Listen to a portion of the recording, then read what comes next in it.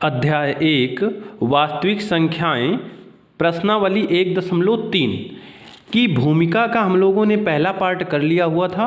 अब हम लोग भूमिका का दूसरा भाग करेंगे, यानी बेसिक से पढ़ रहे थे हम लोग प्रश्नावली 1.3 का, जिसमें से पहला पार्ट कंप्लीट हो गया है। दूसरे पार्ट में हम लोग देखेंगे एक प्रमेय दी हुई है जिसका प्रयोग हम इस प्रश्नावली के प्रश्नों को हल करने में करेंगे। तो उस प्रमेय की हम लोग उपपत्ति देखेंगे कि किस प्रकार से उस प्रमेय को सिद्ध किया गया हुआ है। तो देखते हैं, प्रमेय में आपसे कहेगा कि मान लीजिए p एक अभाज्य संख्या है। यदि p a स्क्वायर को विभाजित करती है तो p a को भी विभाजित करेगी, जहां a एक धनात्मक पूर्णांक है। इस प्रमेय में आपको ये लग सकता है कि ये जैसे प्रमेय जबरदस्ती वाली हो, लेकिन इस प्रमेय का महत्व बहुत अधिक है। इस प्रश्नावली में से आपको हो सकता है शुरू में अजीब लगे, प्रमेय थोड़ा सा कठिन लगे या समझ ना आए, लेकिन जब हम लोग लास्ट में उदाहरण से इसको देखेंगे तब आपको समझ आएगी कि नहीं, हाँ, ये प्रमेय जो कह रही है वो ठीक बात कह रही है और उसका जो उपपत्ति है वो इसी तरीके से होगा। चलिए, कहता है p एक अभाज्य संख्या, यदि p a स्क्वायर को विभाजित करती है, यानी कोई वर्ग संख्या है a स्क्वायर, उसको p विभाजित करता है, तो जो संख्या है जो वर्ग बना हुआ है, आप जिस संख्या से उसका वर्ग बना हुआ है, p उसको भी विभाजित करेगा, यानी उस संख्या को भी विभाजित करेगा। कहने का मतलब फिर समझिए कि p कोई संख्या है जो a स्क्वायर को विभाजित करती है, तो p a को भी विभाजित करेगा, यानी जो वर्ग संख्या है उसको p विभाजित करता है, तो जिस संख्या का वो वर्ग है उसको भी p विभाजित करेगा, यानी p दोनों को विभाजित करेगा, ये मतलब है। तो इसकी उपपत्ति देखते हैं। इसमें देखिए, एक संख्या माननी रहेगी आपको a, क्योंकि a दिया हुआ है तो लिखेंगे माना a एक भाज्य संख्या है, लिखेंगे माना a एक भाज्य संख्या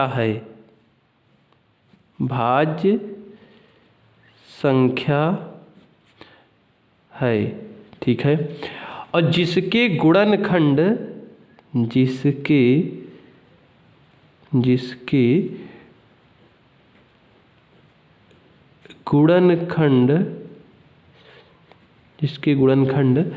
a बराबर, गुणनखंड मान लेंगे कि a बराबर, फिर गुणनखंड क्या हो जाएंगे उसके, p1 मानेंगे, p1 into p2 into p3 dot pn हैं, ठीक है। उसके गुणनखंड क्या है, a बराबर p1 p2 p3 dot pn है, यानी a कोई भाज्य संख्या है तो भाज्य संख्या को अभाज्य गुणनखंडों के रूप में लिखा जा सकता है। तो वही हमने लिख दिया कि उसके गुणनखंड a बराबर p1 p2 p3 dot pn है, जो आवश्यक रूप से एक दूसरे से भिन्न है, लिखेंगे जो आवश्यक रूप से एक दूसरे से भिन्न हैं, एक दूसरे से भिन्न हैं, ठीक है भाई, जो आवश्यक रूप से एक दूसरे से भिन्न है। अतः अगर जो यहाँ से आपको a स्क्वायर निकालना पड़ जाए तब क्या निकलेगा, a स्क्वायर बराबर आपका, देखिए a स्क्वायर का मतलब क्या होता है, a गुणे a, ठीक है, डॉट pn। तो जब a स्क्वायर का मतलब a गुणे a होता है तो उसके गुणनखंड भी 2 बार आ जाएंगे, यानी इतना p1 p2 p3 dot pn। तो दूसरे एक ब्रैकेट में p1 p2 p3 डॉट ये हो जाएगा आपका pn, 2 बार हो गया।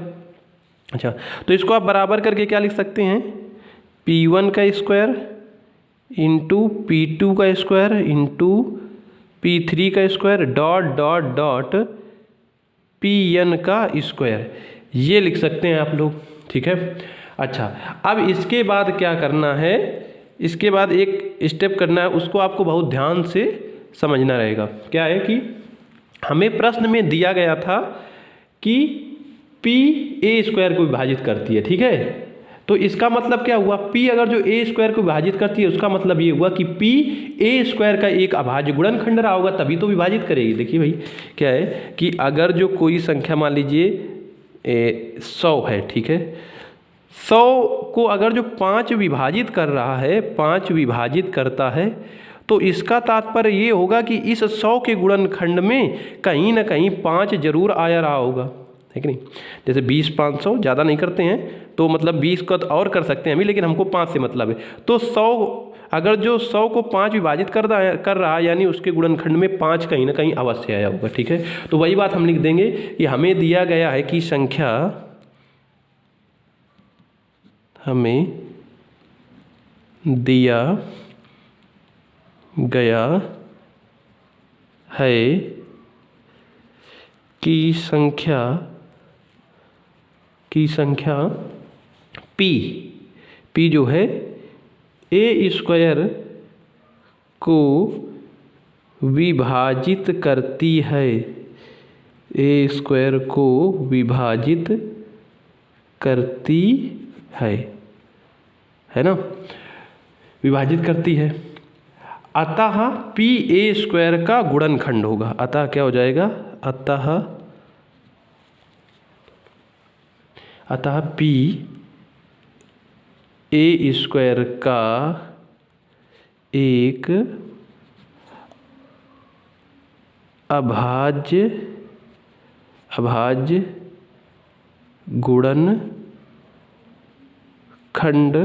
गुणनखंड है या होगा भाई, कुछ भी लिख सकते हैं, ठीक है। अच्छा, एक चीज़ और है, हमें दिया गया था कि P a स्क्वायर को विभाजित करती है, अतः P a स्क्वायर का एक अभाज्य गुणनखंड है। ये आप लोग जानते हो अंकगणित के आधारभूत प्रमेय से, ठीक है। अब यहाँ एक चीज़ लिखी गई थी ऊपर, इस लाइन का मतलब आपको समझा दिया जाए कि जो आवश्यक रूप से एक दूसरे से भिन्न, यहाँ लिखा गया था a बराबर P1 P2 P3 dot dot Pn है गुणनखंड, जो आवश्यक रूप से एक दूसरे से भिन्न है। इसका मतलब क्या हुआ कि अगर जो यहाँ पर 2 है, इसका मतलब ये हुआ अगर जो यहाँ पर 2 है तो अगला फिर 2 नहीं है, वो 3 है, यानी एक दूसरे से अलग है, एक दूसरे से भिन्न। ऐसा नहीं है कि 2 गुणे 2 यानी ये P1 ये P2 ना, अगर जो P1 2 है तो P2 दूसरी संख्या है, 3 हो सकती है, 5 हो सकती है, कुछ भी हो सकती है, इसलिए लिखा गया जो आवश्यक रूप से एक दूसरे से भिन्न है। आगे a स्क्वायर हमने कर लिया, तो a स्क्वायर का मतलब वही 2 बार गुणे में आ जाया रहेगा, उसका स्क्वायर हमने लिख दिया, P1 square P2 square P3 square dot dot. हमने लिखा हमें दिया गया है कि संख्या P a स्क्वायर को विभाजित करती है, अतः P a स्क्वायर का एक अभाज्य गुणनखंड है। यहाँ तक कोई समस्या नहीं रही होगी, यहाँ तक पूरी चीज़ें आपको समझ आ गई होंगी। आगे देखिए, अब देखिए आपको एक चीज़ लिखनी रहेगी यहाँ पर, परंतु अंकगणित की आधारभूत प्रमेय के आधार पर एक कथन लिखना है, उसको लिख लिया जाए। परंतु अंकगणित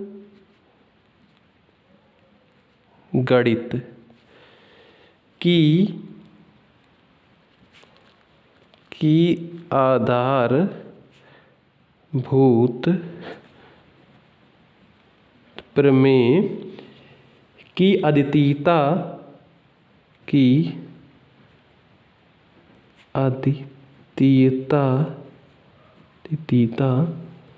का प्रयोग करने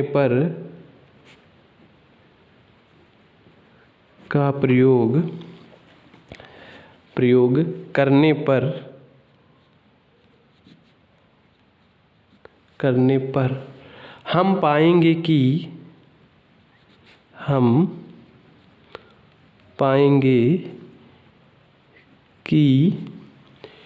a स्क्वायर के अभाज्य गुणनखंड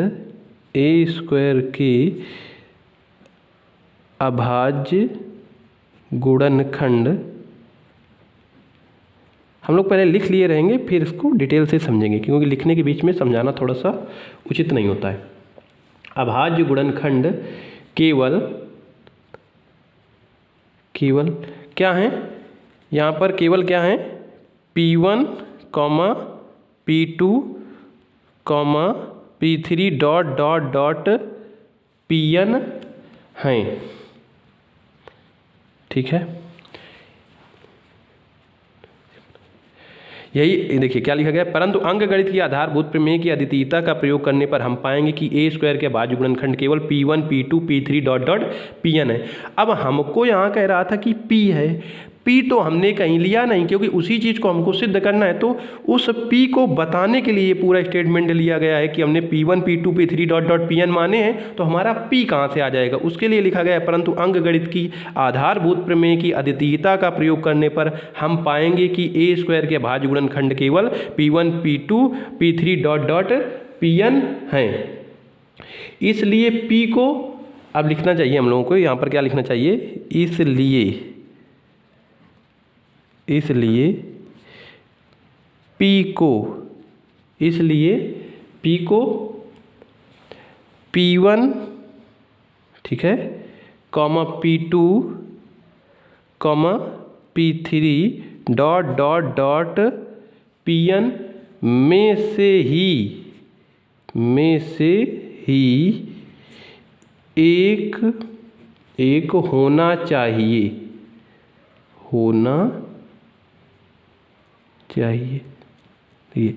ये क्या हुआ कि P1 P2 P3 dot dot Pn तक हमने माना है, तो P हमारा कैसे आएगा, तो इसीलिए हम लोगों ने लिखा हुआ है कि अगर जो a स्क्वायर को P विभाजित करता है तो a स्क्वायर के गुणनखंड आपने P1 P2 P3 Pn माने हैं, तो उनमें से P भी कहीं ना कहीं होना चाहिए। ठीक है, अच्छा तो होना चाहिए, ये क्लियर हो गया क्योंकि P विभाजित करता है a स्क्वायर को। तो जब देखिए जब a स्क्वायर में P है, ठीक है, a स्क्वायर में P है तो a में भी P होगा, उसी चीज़ को अब लिख देते हैं। अब चूंकि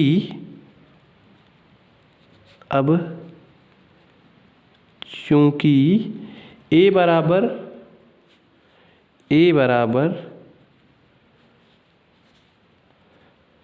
बराबर P1 P2 into P3 dot dot dot a बराबर क्या लिखा हुआ है, तो क्या लिखा, अब चूंकि a बराबर P1 P2 into P3 dot dot Pn है, इसलिए a के गुणनखंड है भाई ये है, इसलिए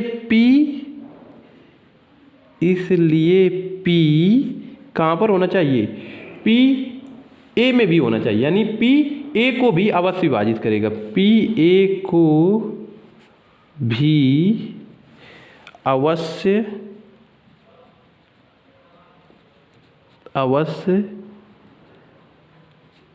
विभाजित करेगा।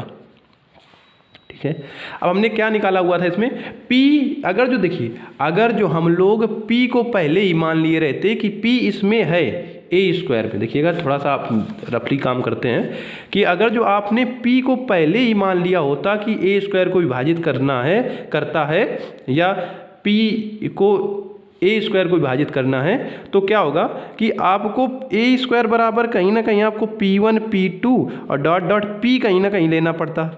अब जब P आप पहले ले चुके हैं तो A में भी आपको P लेना होता, तो एक ही लाइन में प्रूफ हो रही होती चीज़, तो इसलिए पहले से P को नहीं लिया गया है। बाद में हमने अंकगणित के आधारभूत प्रमेय के आधार पर बताया है कि अगर जो P a स्क्वायर को विभाजित करता है तो जो P है वो इसके गुणनखंड में कहीं ना कहीं होना चाहिए, P1 P2 P3 dot dot Pn में से, इसलिए P को P1 P2 P3 dot dot Pn में से ही एक होना चाहिए। अब चूंकि a बराबर a के गुणनखंड P1 P2 P3 हैं, इसलिए P a को विभाजित अवश्य करेगा। ठीक है, या अवश्य विभाजित करेगा, ये चीज़ हम लोगों ने लिख ली।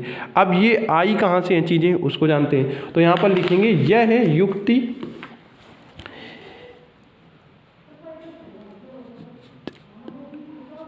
लिखेंगे यह है युक्ति जिस तकनीकी पर आधारित है, जिस तकनीक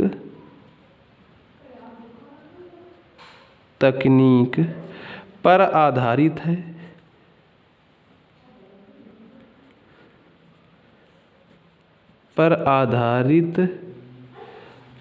है, वह विरोधा युक्ति,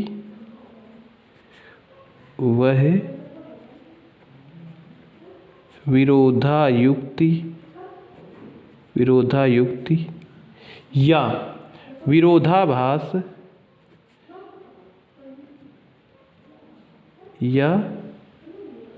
विरोधाभास उत्पत्ति कहलाती है।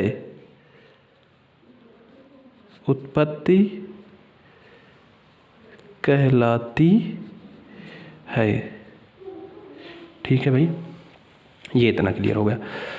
अब देखिए, हम लोगों ने कहा था लास्ट में उदाहरण से समझेंगे, हालांकि बड़ा होता जा रहा है वीडियो, लेकिन फिर भी हम लोग इसको उदाहरण लेकर एक समझेंगे। क्या है इसका मतलब कि अगर जो 10 स्क्वायर है, 10 स्क्वायर आपका दिया हुआ है, तो 10 स्क्वायर को आप लिख सकते हैं 100। ठीक है, अब आप इस 10 स्क्वायर को ना ध्यान दीजिए, आप इस 100 को केवल ध्यान दीजिए कि क्या है कि 100 हमारा 5 से विभाजित है, 5 से विभाजित है, 100 5 से विभाजित है। तब ये समझिएगा। तो ये बताइए, अगर जो 100 5 से विभाजित है तो 10 भी 5 से विभाजित होगा, तो 10 भी 5 से विभाजित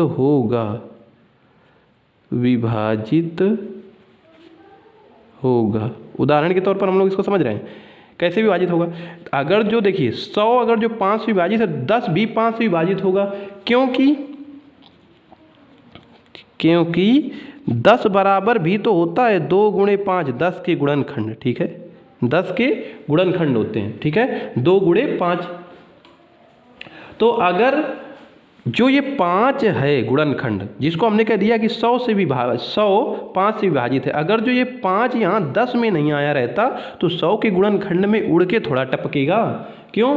क्योंकि भाई अगर जो आप इसका स्क्वायर करेंगे, 10 का स्क्वायर करेंगे, तो इसका स्क्वायर करने का मतलब क्या है कि जो इसके गुणनखंड हैं उनका भी स्क्वायर होगा, यानी वो सब चीज़ें 2 बार आएंगी। ठीक है, तो जब तक 5 10 में नहीं रहा होगा तो 100 में कैसे आ सकता है, क्योंकि जो गुणनखंड 10 के रहेंगे वही भाई अगर जो स्क्वायर करेंगे तो 2 बार हो जाएंगे, क्यूब करेंगे तो 3 बार हो जाएंगे, अलग से कोई गुणनखंड तो उड़ के आया नहीं रहा होगा।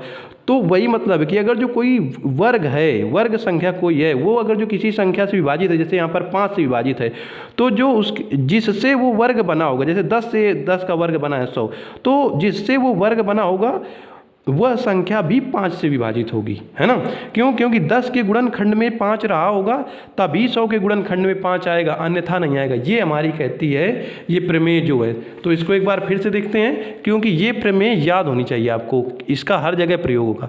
क्या कहता है कि यदि p a स्क्वायर को विभाजित करती है, कोई संख्या p है, p a का भाज्य संख्या है। ठीक है, यदि p a स्क्वायर को विभाजित करती है तो p a को भी विभाजित करेगी, जहां a एक धनात्मक पूर्णांक। तो आपको इतना याद रखना है कि p a का भाज्य संख्या यदि p a स्क्वायर को विभाजित करती है तो p a को भी विभाजित करेगी, यानी किसी वर्ग संख्या को अगर जो कोई संख्या विभाजित कर रही है तो उस वर्ग संख्या का वर्गमूल, यानी वो वर्ग संख्या जिससे बनी होगी तो वो है अभाज्य गुणनखंड, उसको भी विभाजित करेगा। ये इसका बेसिक कॉन्सेप्ट है।